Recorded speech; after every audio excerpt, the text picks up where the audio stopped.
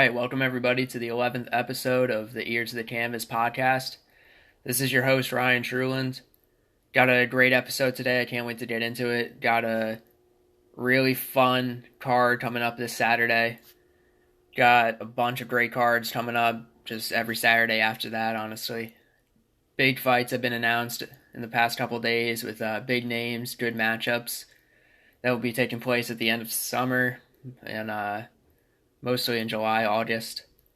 Going to get into all of that. We're also going to play a contender or pretender game with the bantamweight division, because bantamweight has been, it might be the most talked about division right now. With you guys saw the card a few weeks ago, almost every fight on the card was bantamweight, and they almost all of them lived up to the hype. It was a great showing out for the 135-pound division, and rightfully so. They've been really talked about. Guys like O'Malley, Garbrandt, Sterling. You got the title fight coming up with Jan and Aldo. Gonna get into a lot of it in a bit, but please continue to support. I really appreciate people who have been listening so far. You can find Ear to the Canvas on YouTube. You can follow me for any news and updates on Instagram, Twitter, Facebook. Just search Ryan Truland. And I don't want to waste any more time. Let's get into UFC on ESPN 11. That is this Saturday. Main event is Curtis Blaydes, the third ranked heavyweight in the world, versus Alexander Volkov, who's ranked 7th. Interesting matchup. It's grappler versus striker. Blaydes can strike, though. That's the interesting thing. Volkov is 6'7", very long reach. He's got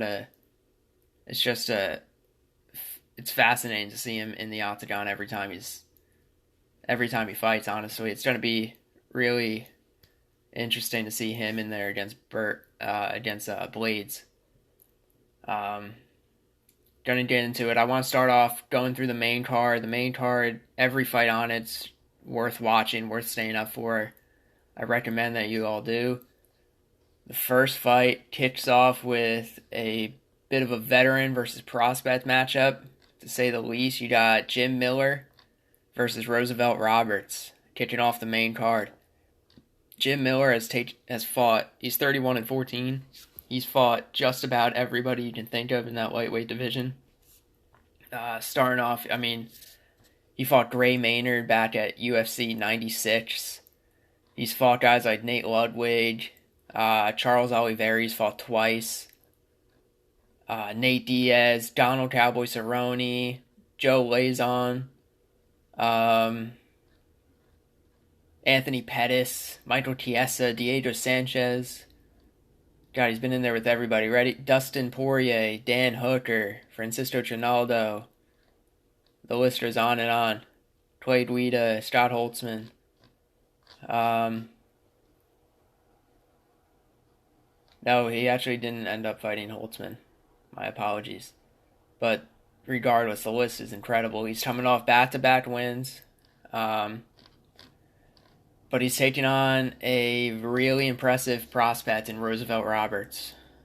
Roosevelt fought a couple weeks ago against Brock Weaver. There was some animosity, some tension going into that fight, and he really handled it well. He was the more composed fighter from the opening bell. Really did a good job at using that. He has a really long, he's 6'2", fighting at 145, which is really impressive.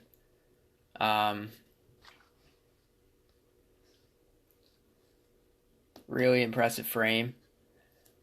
And there's a reason why he fights at lightweight. Yeah, 145 would be silly. Roosevelt is a lightweight prospect. He's 11-1. Got a long reach. He's very tall. He knows how to use it. He has a really good standing guillotine choke, which he's displayed in the past. Just a good grappler. And he's taking on Jim Miller, who's been in there with the best of the best. He's obviously up there in age and fight years. He's got a lot of miles on him. I think Roosevelt, I really do. I think Roberts is up to the test. He's making that quick turnaround, which I like. He didn't take a ton of damage against Weaver. and I like this quick turnaround. I think he's going to perform well against Jim Miller. I think he's going to use that jab. Fighters who have that long reach and know how to use it, it can be so effective. The guy fighting in the main event has used that in the past, Volkov. He's very good at using his reach for that heavyweight division. Obviously, you got guys like John Jones. He's a master at it. Israel's a master at it. If you can use that long reach, Sean O'Malley's been very impressive using that reach. You can keep your opponent at a distance that you want them at, where you can hit them and you can't be hit. And Roosevelt displayed progression and improvement in that in his last fight against Weaver, which I was really impressed in, and I think he's going to use that against Miller. And I wouldn't be surprised if he uses his grappling to get the finish in this one. That's a really good fight to start off the main card. We got Roosevelt's minus 230 favorite, which I agree with. I think he should be favored, especially with, he's a former Contender Series product, and he's just taken off. This is a big step for him, and if he beats Miller, I'm really excited to see who they match him up against next. So the second fight on the main card, you got Bilal Muhammad versus Lyman Good. Now, this fight, I don't see a lot of people talking about it. It's a very, very underrated welterweight matchup. I expect to see a finish in this matchup. And it's an interesting matchup because you got Muhammad, let's see, he's beaten Curtis Millender. He lost to Jeff Neal in a decision. He beat Tim Means. He beat Randy Brown. He lost to Vicente Luque. Lost to Alan Juban. He's got a 16-3 record. He's an impressive fighter. Honestly, the longer the fight goes, the more it favors Muhammad. You got Lyman Good, who is coming out looking to take your head off from the opening bell. And you can see, if you look back at his fights, they don't last very long, especially when he wins. When he wins, the fight does not last very long. And I think the longer the fight goes, the more it favors Muhammad. Right now, they got Muhammad as a minus 145 favorite over Good, who's a plus 125 underdog right now. That's according to William Hill.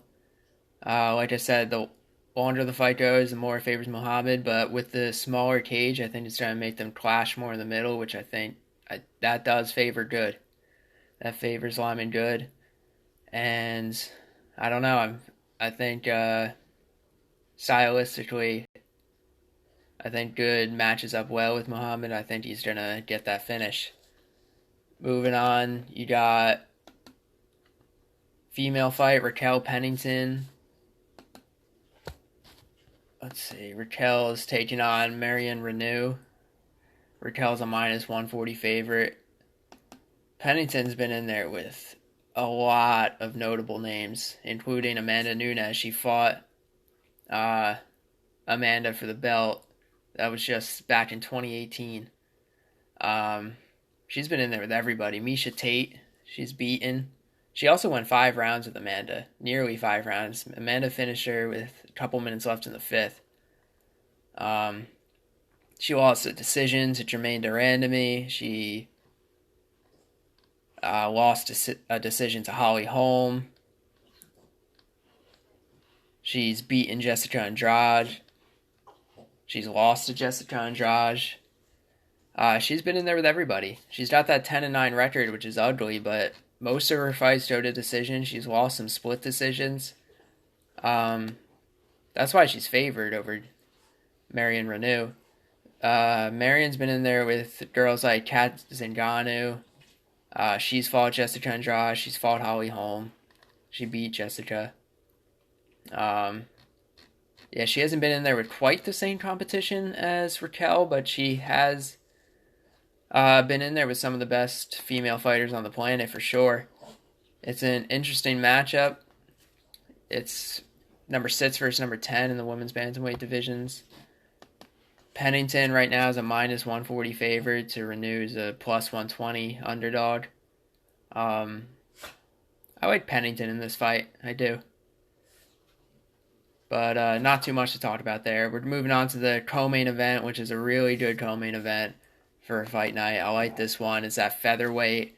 You got the number 8 ranked featherweight in the world, Josh Emmett, 15-2 record, taking on Shane Burgos.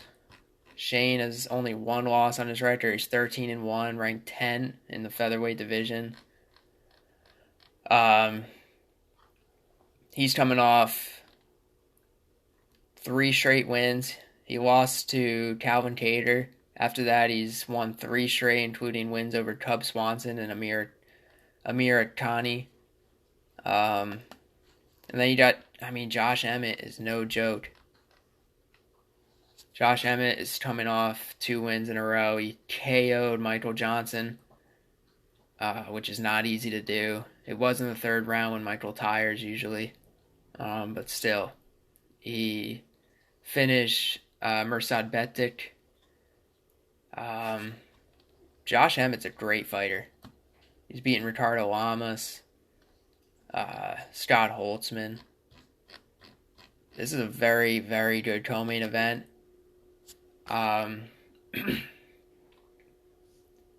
Let's see what the odds are on this one. Wow, the odds have Josh Emmett as an underdog, slight underdog at plus 115. I'm taking that all day. Josh Emmett, I think he's...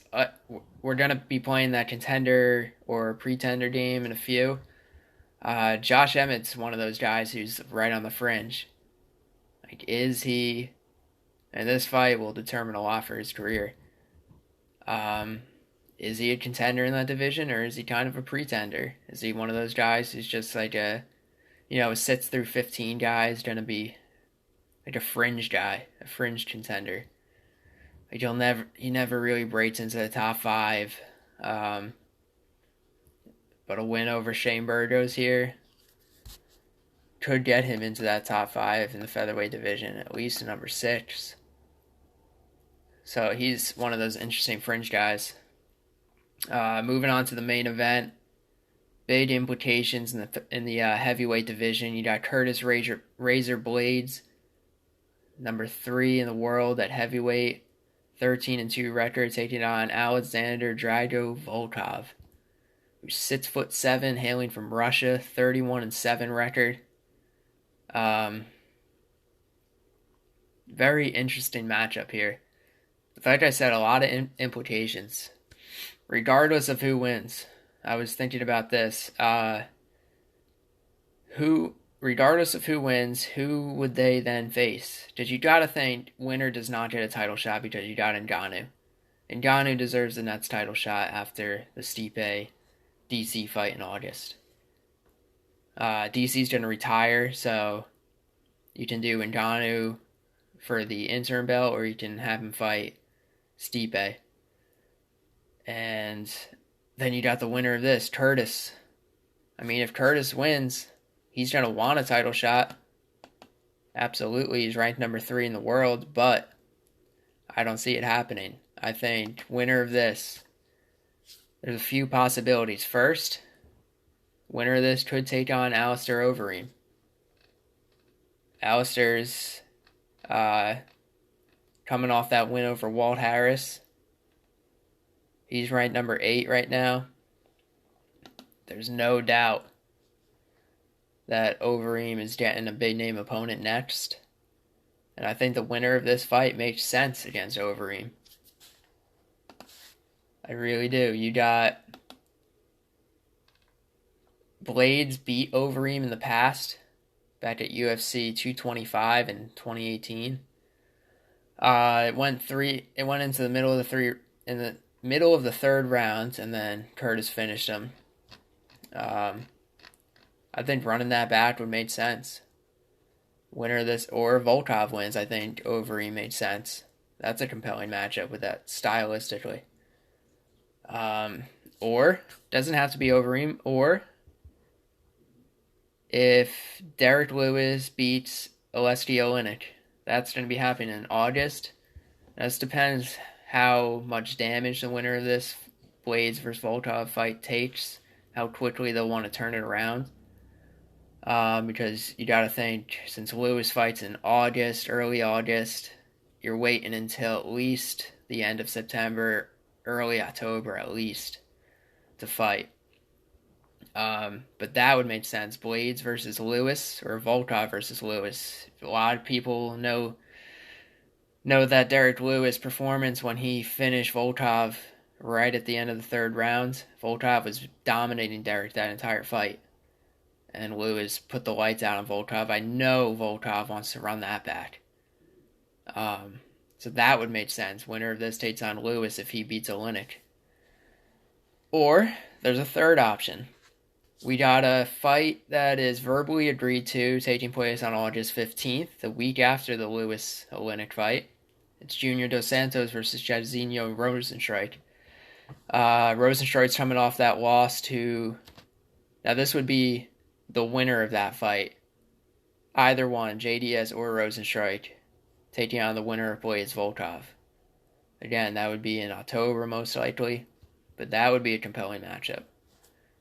Bottom line is, winner of this Blaydes Volkov matchup, don't think he's getting a title shot, even if it is Blaydes. He's ranked third. I don't think he will, because you got Ngannou there. Now, here's an interesting caveat to this. What if DC beats Stipe in August and retires as champ? Then you're going to have 2 guys fight for the belt. You might go Ngannou Blaydes. You might, if Blaydes wins. Ngannou's beaten Blaydes already, though. Volkov will not get a title shot, even if he does beat Blaydes, because he's ranked 7th. That's just not going to happen. It's not really compelling. It's not a money fight. That won't happen. Blaydes is the only one who has an argument for a title shot with a win. I don't think he will get it.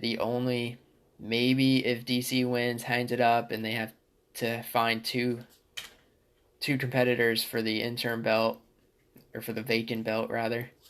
And then maybe they go Ngannou Blaydes. I still don't see that happening. I think they would go maybe Ngannou Jones, something huge like that. Maybe Blaydes versus Stipe. Then you got a lot of options, but it won't be a title fight. However, the implications of this main event on Saturday are big for the heavyweight division, undoubtedly.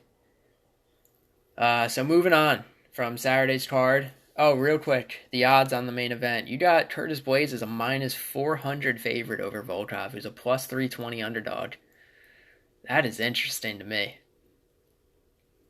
Volkov, that's a big underdog for him. If you're betting, maybe throw some money on Volkov as that big underdog. Because I can see this fight going either way. It is a grappler versus striker matchup, but the reason why Blaydes is a minus 400 underdog, I think, is because he's displayed improved striking, so he really is good all around right now. Volkov, it'll be interesting to see if and when Blaydes does take him down, how easily, or if he can get back up, or if he's just going to eat that ground and pound. We'll see. But Volkov, he's tough. He's tough for anybody. You saw him against Lewis. He was dominating that fight. So, again, Volkov plus 320 underdog against Blaydes, who's a minus 400 favorite. So, moving on to a few. We already got into 2 out of these 4 fights that have been announced that are very notable. Yeah, of course, got Derek Lewis versus Oleksiy Oleinik at heavyweight on August 8th. Then the week after that, like I said, you got Junior Dos Santos versus Jairzinho Rozenstruik. That's August 15th, verbally agreed to. But before either of those take place, July 15th, Fight Island. This is going to be a main event, I'm hearing. Calvin Kattar versus Dan Ige. That's going to be a really fun fight. you're going to hear a lot of people saying fight of the year candidate going into it just because the style in which these two guys fight with. Cater's coming off that huge win over Stevens with that nasty elbow. EJ's coming off that impressive victory over Barboza. It went to decision. It was a close fight. It was Barboza's first venture down to featherweight. So they're rewarding EJ's win with a chance to fight Calvin Cater. I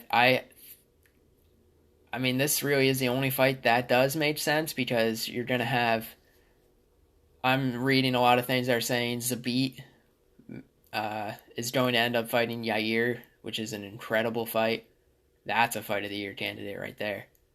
Then you got Korean Zombie fighting Ortega. You got Holloway fighting Volkanovski. So where do you go? Those are all the guys ranked ahead of Cater. They're booked.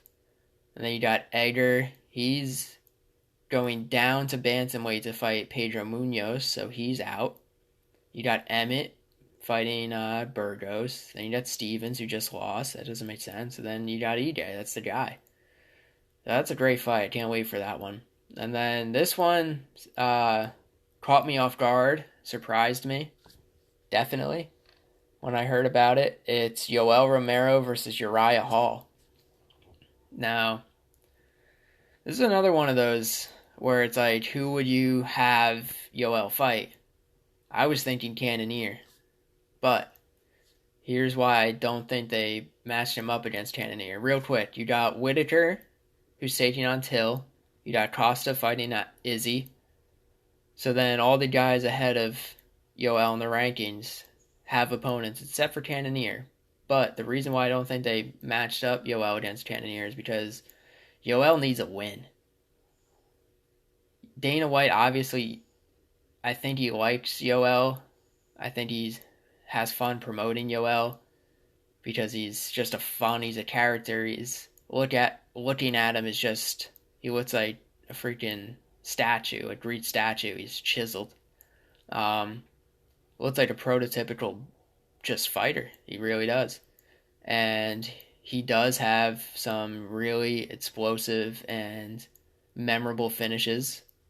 So I think they're really trying to get Yoel back in there and in a chance where giving him a real opportunity to earn himself a win. And that's what I think they did with matching him up against Uriah Hall. Obviously, Uriah Hall is not a slouch in any means. But you got Jack Hermanson taking on Gastelum. That's a 6-7 matchup. You got Brunson taking on Edmund Shabazian. That's an 8-9 matchup. So who is there besides, you got Cannonier up there at 3, or you got Uriah at 10? Cannonier, Izzy is called Cannonier the dark horse of that division because he is the killer gorilla. He is a monster. Him versus Yoel would be just a fight where you just could not blink. And I think Dana knows that. I think Dana knows that fight could go either way. It's just whoever lands that shot. I mean, God, both of them have chins, though. It would just be a barn burner. So I think that's why they match Yoel up with Uriah. That's going to be taking place in August. A lot of great fights in August. So yeah, Yoel Romero versus Uriah Hall. 4-10 matchup. Now, I want to get into this game that maybe I'll play like once a week until we get through the divisions. Pretender or Contender.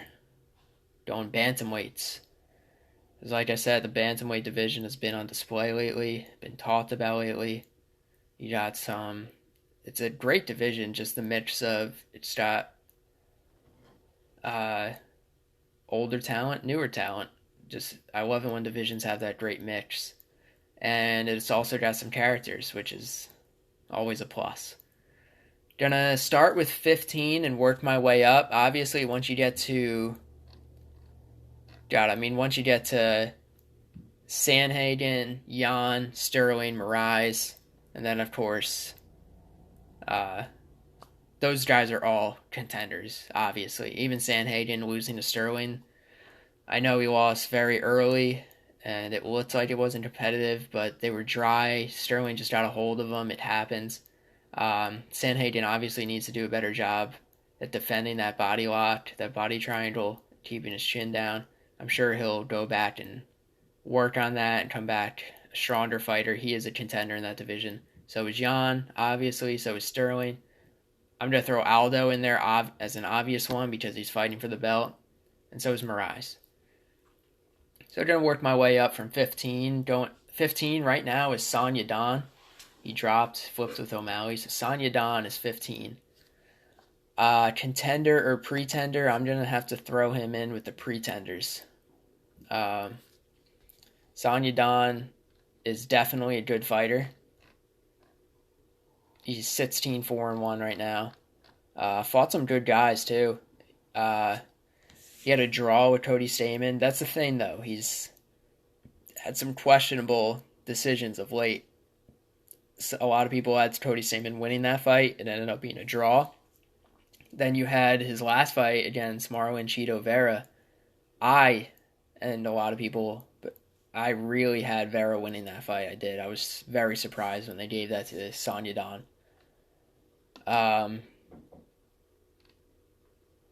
So yeah, Sonya Don, I'm going to have to put him in at pretender. I don't think he'll be one of those guys who we see in the top 5. I think he'll be a fringe ranked guy for a little while. Maybe you'll see him break the top 10.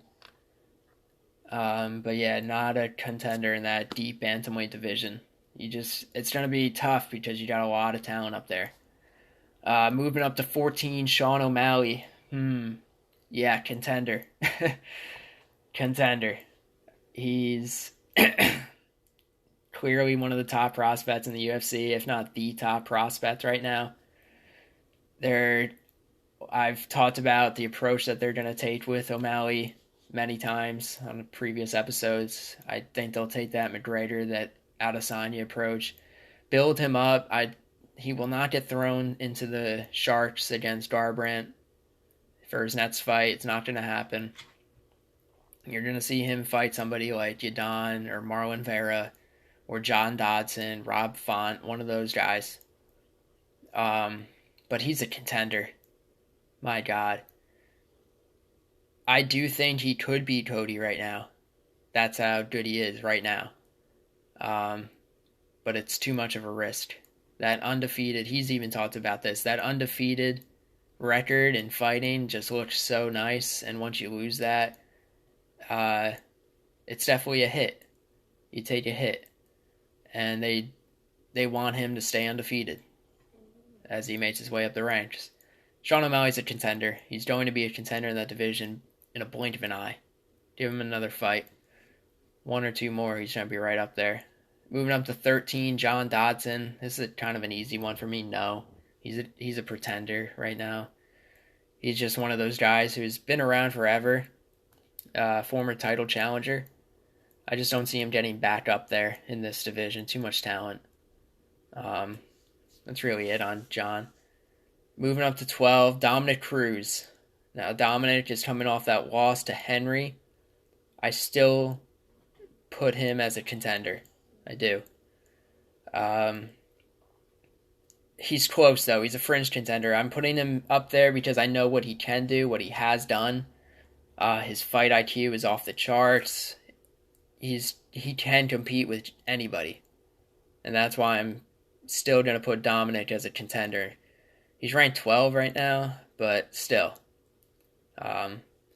Dominic is a contender for his fight IQ. He still looked pretty good against Cejudo. I mean, Cejudo had the perfect strategy of just chopping those legs to counteract all that movement from Dominic. That's a perfect strategy.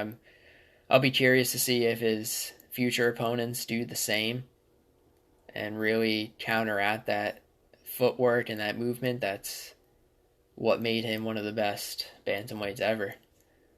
He's a contender, though. Rob Font. Rob Font is ranked 11 right now, and I'm going to have to say pretender. I'm going to have to say pretender on Rob. He's another one of those guys I just don't see him breaking that top 5. He's 17-4. Like, there's no doubt he's a good fighter. I'm not shitting on anybody who's ranked in the top 15. This is just about top of the top. Will he be competing for a bantamweight belt in the near future? I don't see it. I do not see that from Rob Font. I'm going to move up to number 10, Cody Stamann. I talked about this prior to Cody's fight. I was calling him a really good fighter, but not a contender. And I said I didn't see that happening, and I still don't. He fought Brian Kelleher. It was one of his best fights. But at bantamweight, I don't see him as a contender. I see him as one of those like sits through like 12 guys. Moving up, Jimmy Rivera. Jimmy's been around for a while, and he's ranked number 8. I still have him as a pretender though. I got Jimmy as a pretender. He lost to Peter Yan. It was a decision. He lost a decision to Aljamain. He beat John Dodson by decision. He lost in the first round to Marlon Moraes. Like I said, he's been around forever. But I'd add Jimmy as a pretender. And it's just a testament to how deep this bantamweight division is right now. That's really what this is a testament to. Jimmy Rivera is a hell of a fighter. Jimmy's ranked 9 right now, not 8 actually. So far we're to number 9. So far we got O'Malley as a contender. We got Dominic Cruz as a contender. So far in the bantamweight division. Moving up to 8, Rafael Assunção. He's coming off that brutal knockout loss to Cody. Honestly, if he won that fight, I'd have to say contender because he'd be right up there. But I have to put him at pretender right now. Rafael is a guy who can compete with anybody in the world. Even against Cody, like the way Cody came out, Cody looked like the best version of Cody, but which made Rafael just not look. Rafael struggled to find the distance in that fight, and he just didn't look very comfortable in there against Cody. He had a real problem with Cody's speed, which is understandable, but he didn't really have anything to counteract that, and I think he'd have trouble against guys like Cody, against Aljamain, against Marlon. Even though he beat Marlon, I believe. Right? Didn't he beat Marlon? No, Marlon submitted him in the first. Yeah, so there's a speed issue with Assunção. I feel like that speed really is kind of his kryptonite, and there's a lot of speed in that bantamweight division, near the top especially, which is why I have him as a pretender. Moving up to number 7, Pedro Munoz. I like Pedro. I really like Pedro Munoz. He's taking on Frankie. It'll be Frankie coming down to bantamweight. I'm gonna put Pedro as a pretender. That's a pretender, but very close. Very close. I like Pedro, but I don't think he's gonna be competing for that belt in the near future.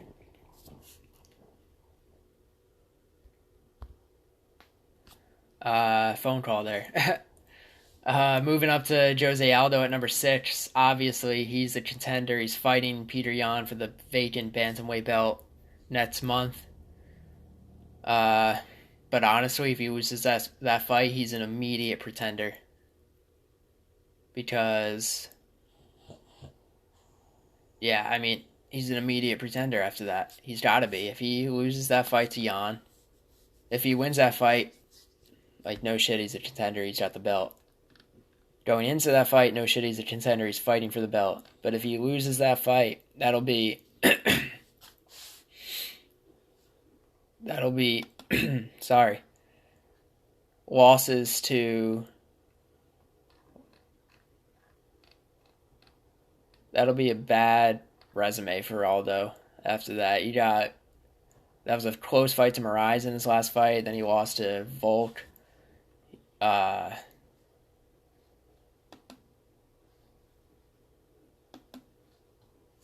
He would, yeah, I would put him at pretender if he loses that fight to Jan. Cody at 5. Cody with that performance over Sun Tzu. Joe Rogan said it on the broadcast. It was the best version in his eyes that he's ever seen of Cody. That might be a stretch. But I think it is the best. It is right up there with the best that we've seen out of Cody on it when he was on his way to getting that belt. Just because he looked composed, he was still throwing with like 100%, but he wasn't getting himself into firefights. He would throw 100%, back out, dance, let a Sun Tzu come to him a little bit, and took his time in there with his opponent, which is something we haven't seen from Cody in a while. And I think he's a contender right there. I think he's right back in that contendership for the bantamweight belt. So, at 135, the contenders are Sean O'Malley, Dominic Cruz, Jose Aldo, for now, Cody Garbrandt, Corey Sandhagen, Peter Yan, Aljamain Sterling, Marlon Moraes. Sorry, but the pretenders are Sonya Don, John Dodson, Rob Font, Cody Stamen, Jimmy Rivera, Rafael Sunsao, and Pedro Munoz. Those are guys who I believe will not be competing for the bantamweight belt anytime soon. They're guys who are undoubtedly some of the best in the world. I mean, you're ranked from 7 to 15 in the UFC. You're one of the best. But you're on the fringe, and that's what I think those guys are. So that was contender or pretender with the 135ers. So, don't want to waste any more time. Already at like 29 minutes. Curtis Blaydes versus Alexander Volkov. UFC on ESPN 11 coming up this Saturday. That is a must-watch main card. Got to keep an eye on that. And then the week after, my God, you got Dustin Poirier versus Dan the Handman Hooker.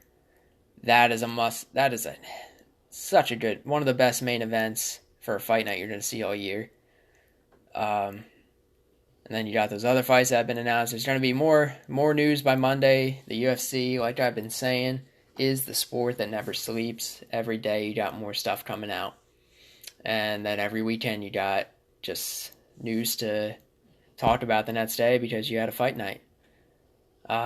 So Ryan Truland, Ears to the Canvas. Please watch on YouTube. We'll have more episodes next week. Enjoy the weekend. Enjoy the fights. Ears to the Canvas, we're out. Alright, let me just take a quick break to tell you guys about our sponsor, Anchor. If you haven't heard about Anchor, it's an app available to download on your computer, iPhone, or Android, and it's the easiest way to make a podcast. For starters, it's free. Everything's free on Anchor, and it gives you all kinds of tools that allow you to record and edit and create your very own podcast right from your computer or phone. Now you may be thinking to yourself, man, how do I get my podcast out to the people? Well, Anchor even distributes your podcast on all the biggest platforms such as Spotify and Apple Music. You can even profit from your podcast with no minimum listenership. Anchor is everything you need to make a podcast in one place. Go download the free Anchor app or go to anchor.fm to get started today.